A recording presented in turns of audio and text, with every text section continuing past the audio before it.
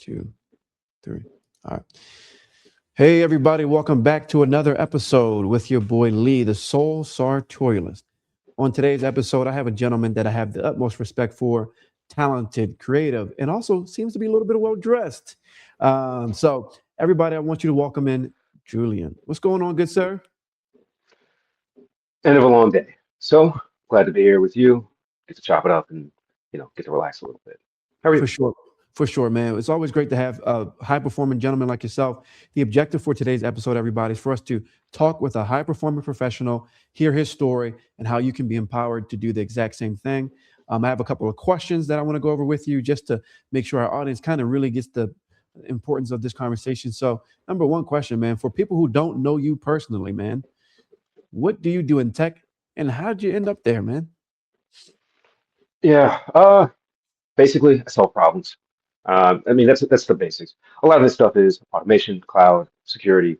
How are you going to modernize systems that are 20, 30, 50 years old? Everyone's going to the cloud. You can see a lot of policies moving towards cloud-driven, AI-driven, automation-driven. And how did I get there? I worked really hard. Um, I don't have a bachelor's in computer science, but what I figured out is that if you're willing to learn, you're willing to dedicate yourself, and you're not afraid of doing all those things, anyone can do it. Talk about your background before you got into tech because everyone hears the word tech and all these terms. It can be such a big industry because I also work in tech as well. And it's such a big scaping, and people can be overwhelmed with these things. Did you, when you came into tech, did you have a specific area that you wanted to get in? You know, curious about that. So cloud and automation, right? Especially with a security focus. So basically, my background is I started with government work, right? I had a bachelor's in government, basically, and I had done, summer boot camps, since I was 5, 10, 15 years old, with some IT stuff, really basic programming, but nothing in depth. And at a certain point, you realize that government work, nonprofit work, even finance is limited, right? And it's not because you can't make money, it's because there's so many people in there because it's a little bit simpler or a little more straightforward. So, but there's a lot more sharks and not enough food. So I moved towards tech because it's the hard thing. And the hard work pays more. So if you're willing to do it and you're capable of doing it, then push. Love it. So you are a college graduate yourself. You Yeah. saw the opportunity and you kind of got in there. Okay, that's phenomenal. I love that. So just to kind of talk about a little bit more about the motivation, it's such a broad thing. You kind of figured out what you wanted to do. What really motivates you to keep pushing and not just to settle for where you are? Because a lot of guys say, look, man, I got to get all these certifications. I got to learn all this stuff. I got to put in all this effort. I don't know if I want to do all that. And as you know, me and you are both in tech. You're always upskilling. You're always learning something new. And it's literally if you won't have a job if you don't, because how competitive the industry is. So what really motivates you to keep pushing and not to settle? Yeah, a couple things. One, the direct deposit, right? Money makes this world go round. I'm not gonna lie and say that that doesn't matter, but it does. Two, you're solving problems, right?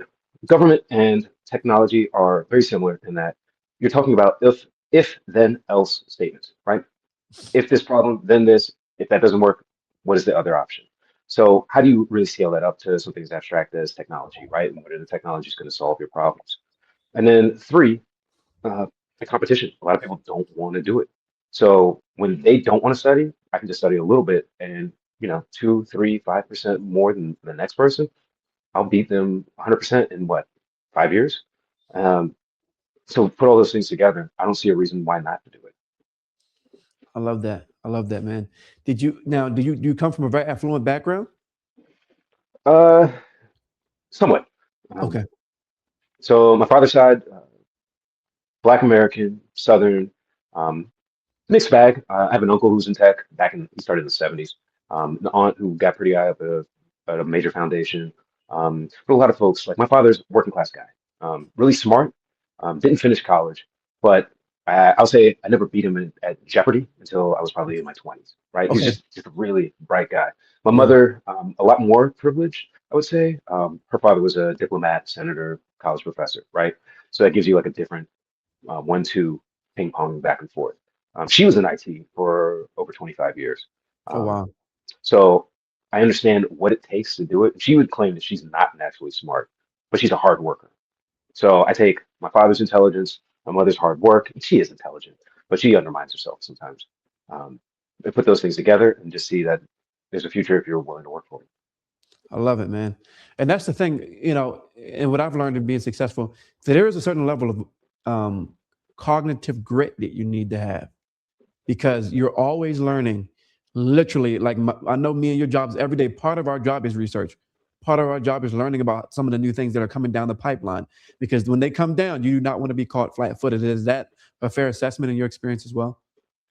Yeah, like I'm about to start a big project with a new security tool. Well, not new, a new to us security tool that's really growing.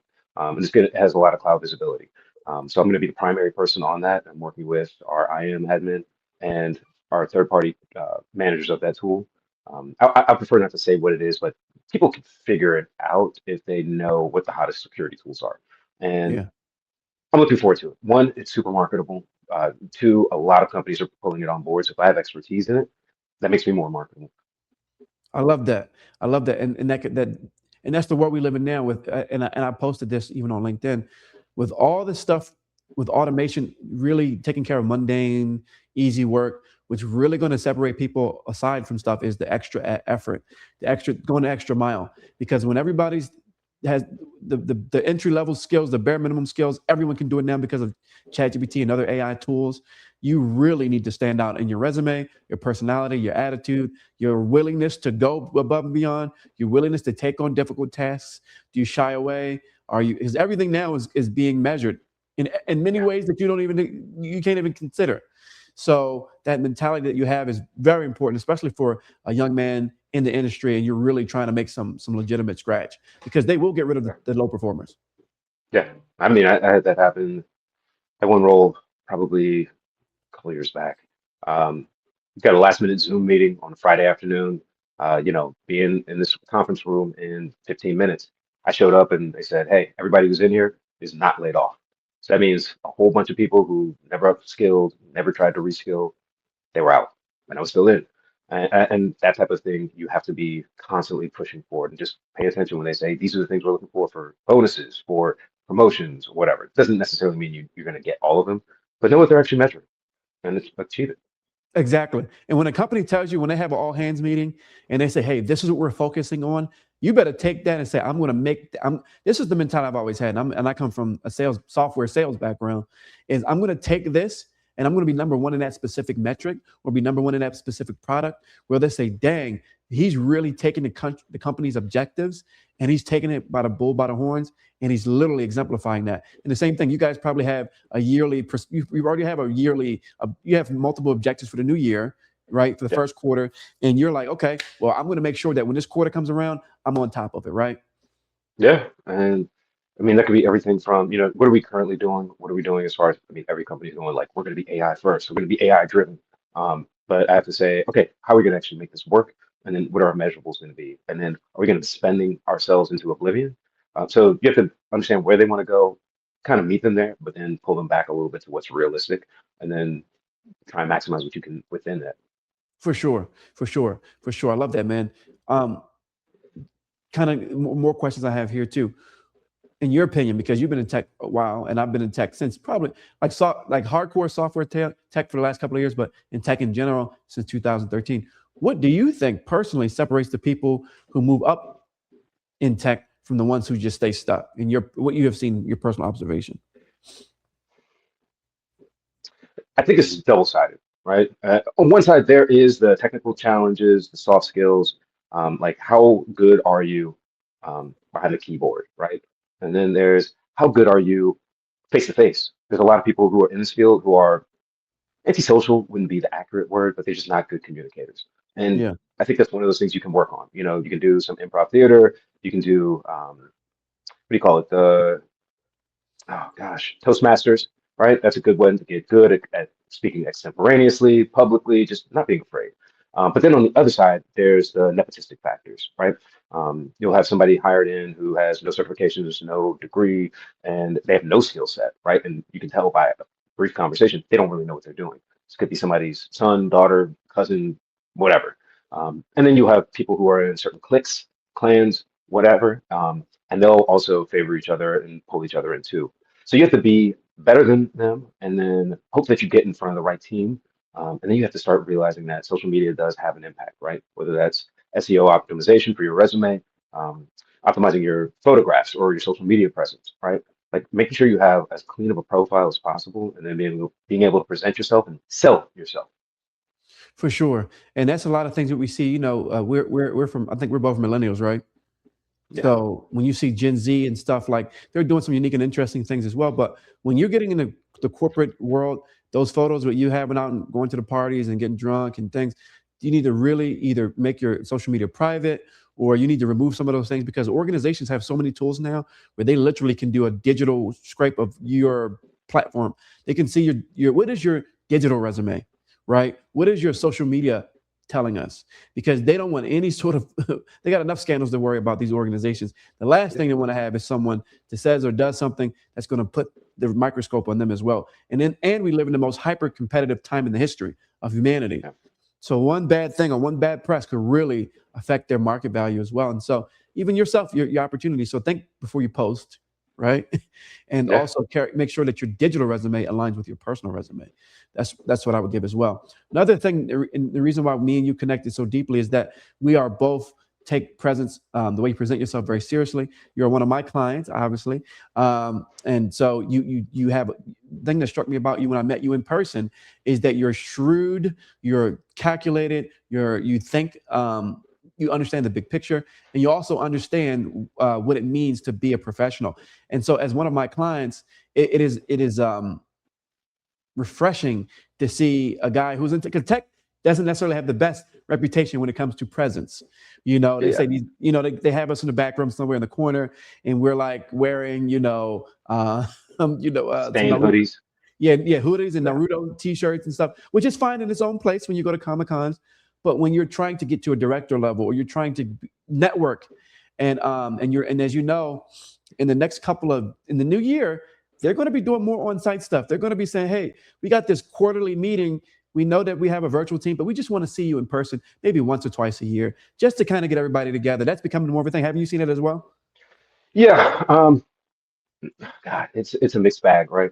Because one part of me really wants to do 30 years where I just upskill in peace, and then I just get handed like a CTO role, right? I have all the skills, have the extra degrees and all that stuff, but I know a lot of that doesn't get handed out to people that don't know, so they have to know you, right?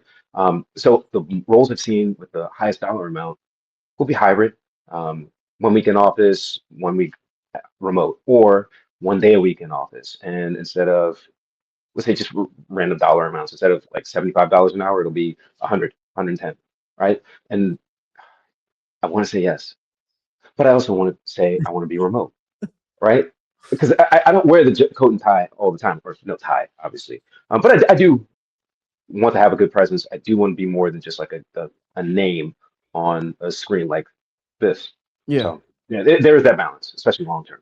For sure, and for me in the software sales world, man, you're always meeting with clients, you're always talking to people, you always need to command respect. And when you're trying to get different decision makers, and you have a director, an executive, and a CTO, and all the different people in the meeting, and they're looking at you, and you're showing them the deck, and you're reading their analytics, and you're saying, hey, based off your business for the next years, you're trying to build a business case. They want someone not only who can show the work, but you have to be articulate enough and personable enough to connect and build those relationships, because there's other stakeholders, and there is a corporate political game from different departments as well who influence a deal. You might get a deal that you think, oh, it looks so good, but you don't have buy-in from the marketing department. You don't have buy-in from the ops team. You don't have buy-in from other parts of the teams, and they're going to dead that. So the IT team they may say, yeah, this is great, but if you don't have buy-in from these other teams, because they're all interfacing with the software or the tool, then it's going to be dead.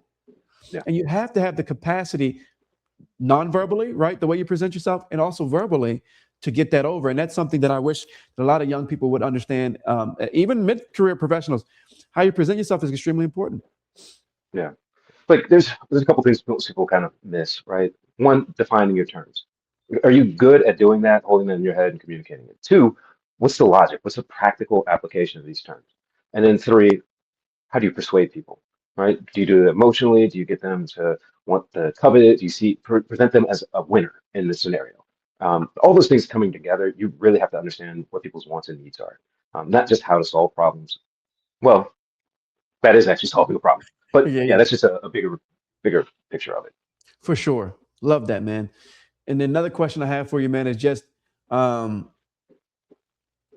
and this is as we harbor down more on the professionalism part, as you have grown in your career, how has the way you show up, communication, confidence, presence changed? How has those things changed in your career as you've gotten a little older? I think when I was younger, I had a lot more bravado, but it's untested, right? You think you know everything, especially when you're 21, 22. You think you're going to be CEO by 30, and that quickly gets crushed. You get humbled, right? And you Yeah, realize that you don't really know how to use, something that doesn't get used anymore, like a fax machine, right? yeah, Now I still know how to, so that's some advantage. And then you realize at a certain point you have to keep learning because the skills you've gotten undergrad or grad school 5, 10, 15, 20 years ago are almost irrelevant, right? yeah, And then you start to realize you have to listen more than you talk. And if you don't understand what people are trying to say, not just the words, but the intentions, and a lot of times face to face, then you might miss entirely something in the subtext. And if you're not paying attention, that could just leave you guessing why you lost something or why you didn't win something. So, for sure. Yeah, that youthful bravado is always a thing, right? yeah, But we always realize there's people that know things that we do not know. It's like playing against the guy that plays Street Fighter since it was on a, you could put quarters in them versus, the new Street Fighter that's on a PS5. Totally different skill set, but there's certain things he might have in his back pocket that you may not realize. And even in these careers, so you got to be careful who you're talking to. And people are watching you whether you realize it or not, even off the camera. yeah, There's a lot of observation across the board. I've had a leader tell me, hey man, even though we had, most of the stuff that we do in the tech world is going to be virtual meetings and stuff, but they were like, hey, he sent me a message in the back channel, said, hey man, I love the way you show up to meetings. The way you present yourself is like refreshing. Now, this is a leader who's high level, C-level exec, been doing this for 20, 30 years. I'm new to the company, haven't even been there for a year, right? And they're noticing that. Even though we're virtually, you were like, oh man, some people are wearing hoodies, some people are wearing are off camera and you can't even see their faces, right? But I'm like, look, I'm this. How often monthly am I going to be able to be in front of these leaders, right? yeah, And stuff like that. And like you said, promotions ultimately is the goal. Promotions and paychecks. So ultimately, if I don't have a good reputation, they're like, oh, this dude comes on. He's got his hat backwards. He looked like he just had a hot dog and some French fries, and he's got mustard on his shirt. And he's like, uh-huh. and the more complicated and the more analytical the job is, the more they respect the small details. Because in what you do, you miss one detail, it literally can ruin a project, right? Yeah.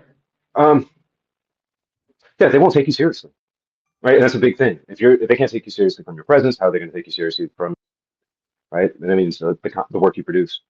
So that can be everything from if I'm interviewed for a role, I'll usually wear coat, tie, tie bar, pockets, for all that stuff, right? Lights, all this stuff that make myself look presentable.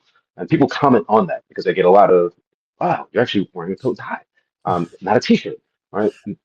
I'm an adult. But I've also had like PI planning meetings or like team engineering meetings, and the CEO will show up and everyone will be on camera and it'll be the head of engineering and myself are the only ones wearing a collar, right? It's a way to set yourself apart. And I'm not saying everyone should do that, but you should be aware of when you're going to be watched and then be noticed because I've gotten comments on that. So just know people are watching. Love that, man.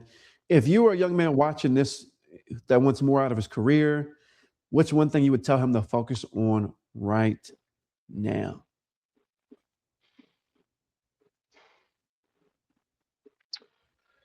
Don't quit. Don't be afraid.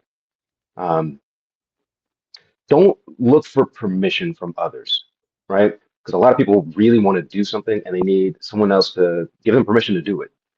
And they know, you'd be surprised how many people I've talked to, coached, kind of guided, especially young folks, I have nieces and nephews who are, it's sad. They're Yeah, not terrible, but they're young and they're just kind of lost. But when you start asking them questions, not giving them advice, they know the right thing, but they're afraid to do it. And I guess it's doing the hard thing is usually the right thing.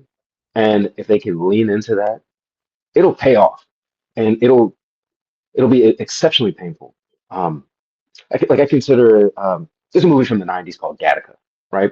It's about these two brothers. One of them is kind of a genetic defect, right, and the other one was genetically perfected, right? The defect and the perfect one used to swim out to this atoll, half mile out, and the one who was the genetic defect always won. And his brother asked him, "How did you always beat me?" He said, "I knew I just had to go all in. I had to just put all my heart into it because he thought if I'm not, I'll drown anyways." So that's the type of mindset you have to have because what are you going to do? I mean, you can work Trader Joe's. There's nothing wrong with that.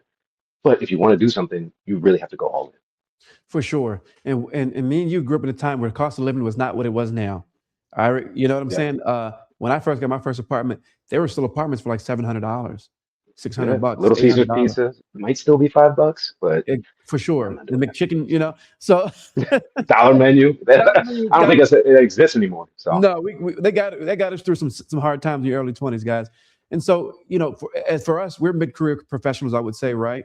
And yeah, so, I really want you guys to be the best version of yourselves. I want you to be as competitive as possible. I want you to live the lives that you actually want.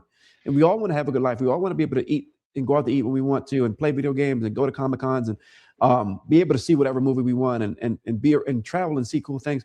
But it starts with the work that really, really sucks. And yeah, unfortunately, we see a lot of things where there's a quick way to do things, there's an easy way to do things, but at the end of the day, you still have to learn, you still have to add this information to yourself, whether you have ChatGPT or not. You still have to be able to process that information and then make it actionable and then actually do it.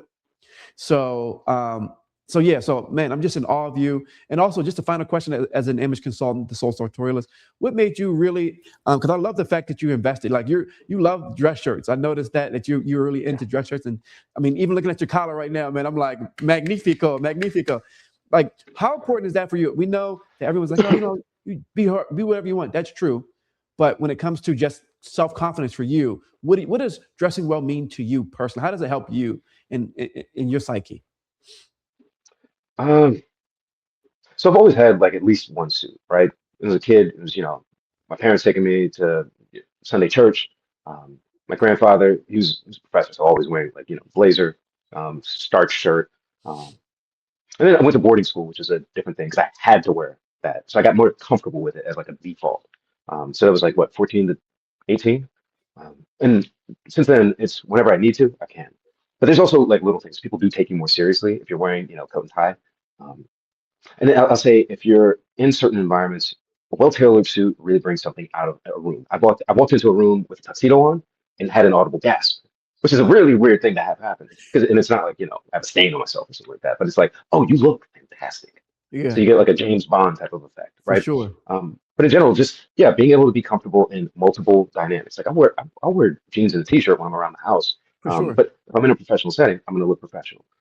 If I'm going to a dinner or an outing, I'll wear slacks, blazer, something along those lines. And people do take you more seriously. So Oh yeah, and we know people have expectations, especially younger guys. Like they're not serious and that. And you if you get this early, there's a lot of opportunities for you to be a leader faster because they'll see mhm. those. Some people take a senior person, they'll see those qualities, and you say, hey man, let's have a lunch, man. Let me talk to you. Let me kind of see what this guy's about and kind of figure him out and see what I can do to add value. Because people, when they see people who are working hard and providing value, there is a lot of guys that want to provide help and usher you on because they're on their way out, and no doubt they had someone else to do that.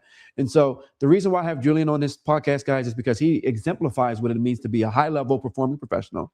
And he takes his image very seriously. And he's a man that I admire at the highest level. So we're going to continue to bring on great people who represent what the Soul Sartorialist stands for, what we stand for as a group, representing the professionals. And so thank you so much for your time, man. Greatly appreciate you coming on. Where can they follow you? Because you have a YouTube as well. And we want to support you and the content that you're putting out.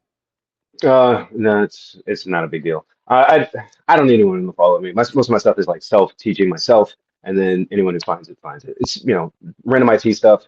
Thoughts on what the current market is, what policy is going to come down. 200 subs is fine. Yeah. I'm not going to be making 10,000 a month from this. You're not gonna be That's Mr. for Beast, nine to five. Mr. Beast. I got you. I got No, no, you. no. Yeah, But thank you. I appreciate the offer. I do. oh, for sure, for sure, folks. I mean, thanks for coming on the episode with us. We're going to try to continue to give you good content. Every now and again, you'll see my face, but we'll continue to send out positive information to you guys. And have a wonderful day. Talk to you soon. All right.